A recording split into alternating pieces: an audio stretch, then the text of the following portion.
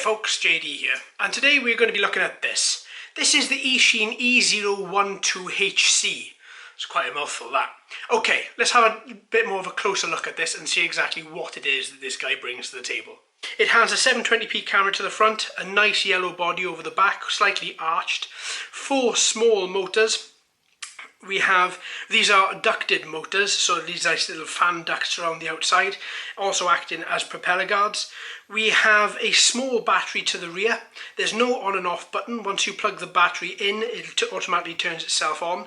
I've also put a small SD card in the side of this, as you are going to need that in order to record videos and take photos from this 720p camera directly at the front. And this is it. So small, so ridiculously small. But at the same time really intrigued me, because I thought, well, how can something that's only 18 grams actually fly that well? And it's listed to be an indoor-outdoor copter. I don't think this is going to be much of an outdoor copter for the UK, not with the winds that we get here. So I think this is going to be purely an indoor copter. So what I'm hoping to do today is take this guy up. We know we're not going to get a lot of battery life out of this. Maybe 4 or 5 minutes maximum. I'm going to hopefully record a little bit of video.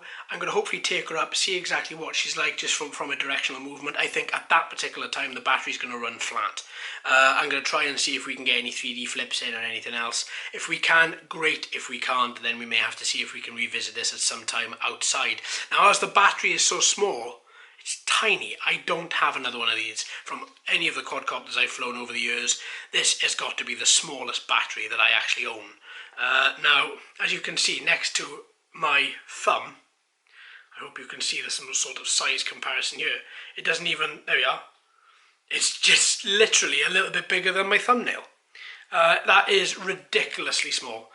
So yeah, as I say, we're not expecting to get a great battery life out of this. But with this, we've got to try it, we've got to test it. So let's get her on the mat and let's get it set up. Now then, despite its size, it does have altitude hold. Incredible that they can actually fit a barometer inside this. So what I'm going to do, because the gyro calibrates as soon as you plug in, I'm going to try and see if I can calibrate this correctly, and just by lining up where the plug should attach to the socket, and then click in the battery. Now we should have the gyro calibrating. Then after it finishes flashing so quickly and it goes into this lower rate of flashing, now we should have a gyro calibrated. So with this, I'm just going to pop the battery back in. Now hopefully, there we go, perfect. We've bound simple one up and one down to bind as we've normally seen. With this, folks, we are going to take off. So let's do it. It's taken off up to an altitude using the 1 key takeoff, which is the right shoulder button, and that's her. She's just holding ever so gently, ever so carefully in the air. Okay, oh, is that the battery? No. She moves well. This is speed mode 1 of 3. I'm hoping that's not the battery. If it is, this has got to be a world record for the quickest or the fastest depleting battery. Oh, do you know what? I'm going to try and get some video. Click and hold the left shoulder button should then give us recording ability. Don't forget, we have that SD card in the side, something you have got to provide yourself. Speed mode 2. Ooh, she turns much quicker, much faster, able to then take corners a lot tighter. Oh, beautiful. And if you bank her at the same time as well, she really is a quick little demon.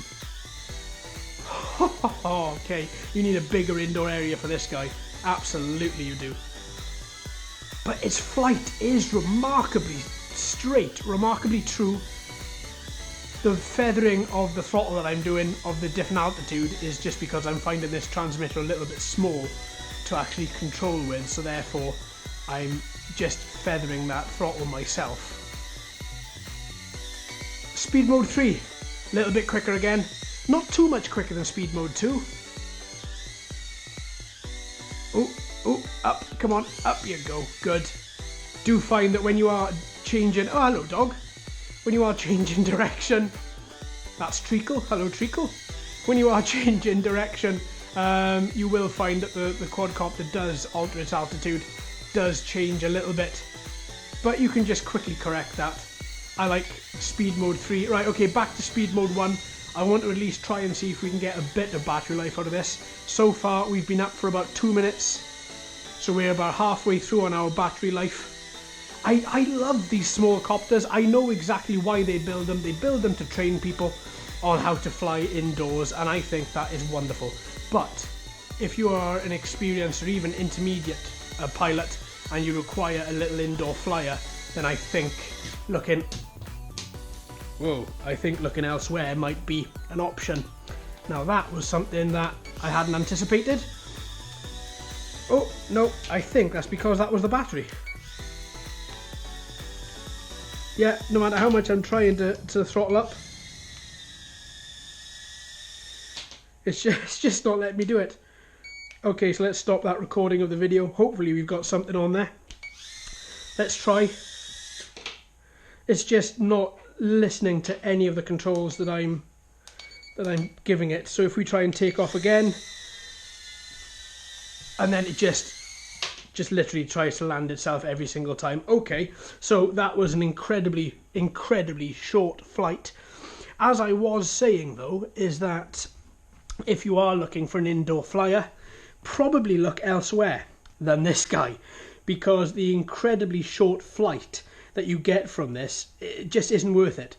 But in saying that, you do get an incredibly true flight. It does fly very, very well, but 2.5 minutes, maybe 3 minutes maximum of battery life. Do you know what? That's just stupid. I don't like that. But I do like how it flies. So I'm kind of stuck between a rock and a hard place. I don't recommend that this is a very good copter for indoors because of the flight, but I do like that you get a very true flight. You get 3 speed modes, you get a nice 720p camera, but you get a battery that can't cope with the amount of power that these things need. The motors aren't very powered at all. They aren't overpowered. They're quite nice. They fit in with the size of this particular quad. But once again, if they had just increased this quad a little bit more, made the battery bay a little bit bigger, and then put a bigger battery inside there, the flight could have been 5 minutes, and it could have been, on par with a lot of the smaller nano micro quads. Now, in saying that, as I said, flies very well. But folks, come on, it's only a 2.5 minute flight. That's really not great for the money that you're paying for it. So all in all, I would say if you're looking for an indoor flyer, yes, this flies very well, but look somewhere else. There we are, folks. I hope you've enjoyed. Thank you ever so much for watching and listening. I've been JD. You've been fantastic as always. If you haven't already, please like and subscribe. Hello and welcome to all the new subscribers. I hope you're enjoying the channel. So until next time, my friends, happy flying.